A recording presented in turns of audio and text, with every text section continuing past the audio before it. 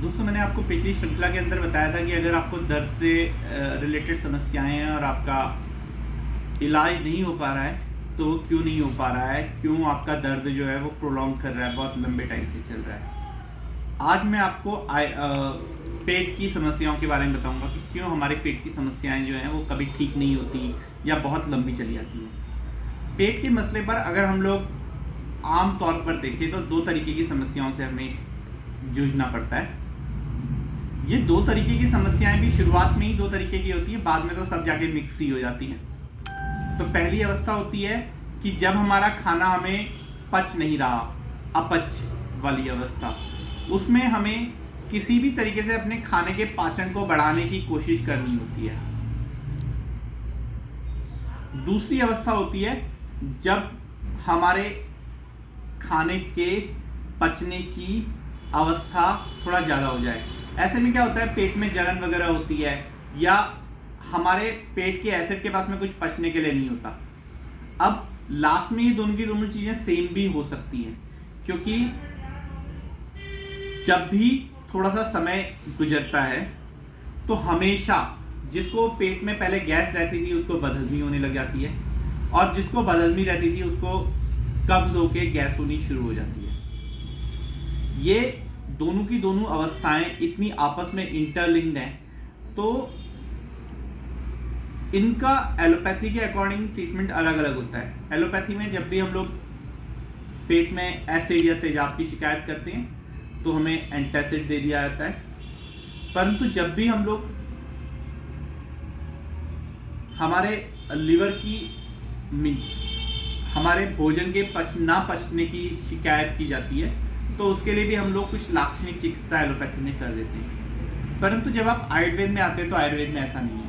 आयुर्वेद में भले ही आपके पेट में तेजाब बन रहा हो, भले ही आपके पेट में बदहजमी वाला इश्यू हो, दोनों केसेस में एक ही टाइप का इलाज चलता है, और वो होता है कि हम लोग अपनी भूताग्नि को स्ट्रॉन्ग करने की कोशिश करते हैं।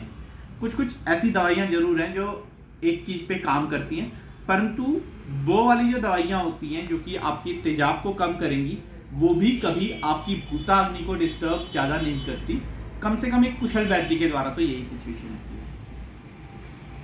पेट की समस्याएं जो इसमें ही आगे जाके थोड़ा सा कब्ज डेवलप हो जाता है, भले ही वो अपच की वजह से हो, भले ही वो तेजाब की वजह से हो, इसमें ही आगे जाकर फिर तो आप समझते हैं एक बार अपच में कब्ज शुरू हो गया तो उसके बाद में तो दुनिया की सारी बीमारियां हो ही जाती हैं। फिर वो हड्डियों से भी जुड़ जाता है, फिर वो कई बार हमारे मानसिक अवसाद से भी जुड़ जाता है।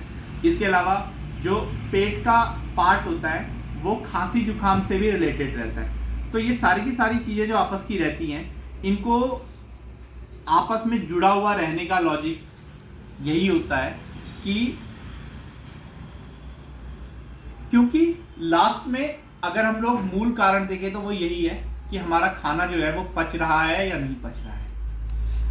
पेट की जो समस्या होती है वो सबसे ज़्यादा इग्नोर्ड समस्याओं में आती है। हम लोग पेट की समस्याओं का अमूमन कभी भी इलाज करवाने की नहीं सोचते, ना ही हम लोग उसके बारे में बिल्कुल भी चिंता करते हैं। उदाहरण के लिए अगर किसी के पेट में गैस हो रही हो, मुझे नहीं पता कि वो एकदम से डॉक्टर को ढूंढता है या इवन ये सोचता भी है कि ये गैस क्यों हो रही है। इसी तरीके से ही कब्ज का हाल है, इसी तरीके से ही कुछ खाना अपच होने का भी हाल है।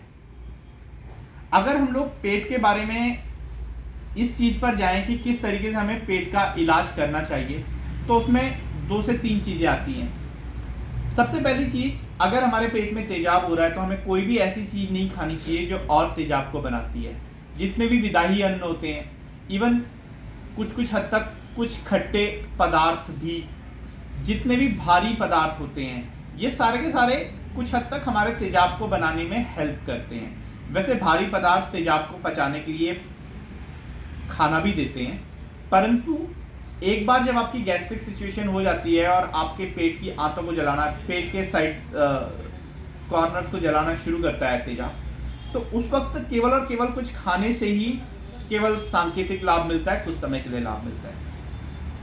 इसलिए जब भी हमारे पेट में तेजाब होना शुरू होता है तो हमें उसी वक्त ध्यान रखना चाहिए कि ऐसी कौन सी चीज़ें हैं जिनको हम लोग ना खाएं तो हमारे लिए बेटर रहेगा।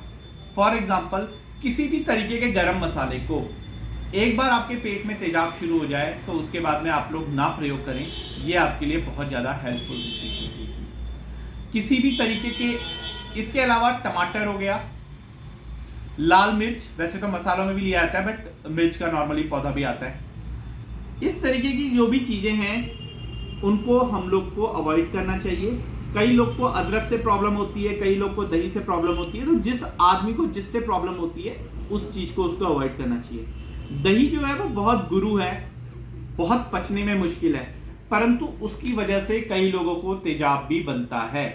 और जिन लोगों को तेजाब बनता है उन लोगों को दही अपने विवेक के हिसाब से यूज करना चाहिए। वैसे आयुर्वेद कहता है कि क्योंकि दही डाइजेशन में थोड़ा सा भारी है, इसलिए दही के बदले में हमें तक्र का यूज करना चाहिए। दही के बदले में तक्र के यूज करने का मतलब हुआ कि दही को मथा जाए, उसमें से मक्खन को अलग कर दिया जाए, फिर जो मट्ठा बनता है मट्ठा नॉर्मली उसमें नमक, सेंधा नमक मिलाने के बाद में ही बनता है, परंतु उसके अंदर 6 गुना जब पानी डाला जाता है तो उसको तक्र बोलते हैं। और आयुर्वेद में कहा गया है तक्र ऐसी चीज है जिसके लिए स्वर्ग के देवता भी लालायित रहते हैं, जिसके लिए उनको भी लगता है कि वो पृथ्वीवासियों से ईर्ष्या करते हैं कि हमें पीने के लिए तक्र नहीं मिलता। ये उसके गुणों की वजह से ही कहा गया है, क्योंकि तक्र हर अवस्था में खाने को पचाने में, खाने के कोई मतलब अगर हमें बहुत ज़्यादा तेजाब जैसा महसूस हो रहा हो, उन सारी की सारी चीज़ों में भी लास्ट में जो तक्र है वो हेल्प करता है। तो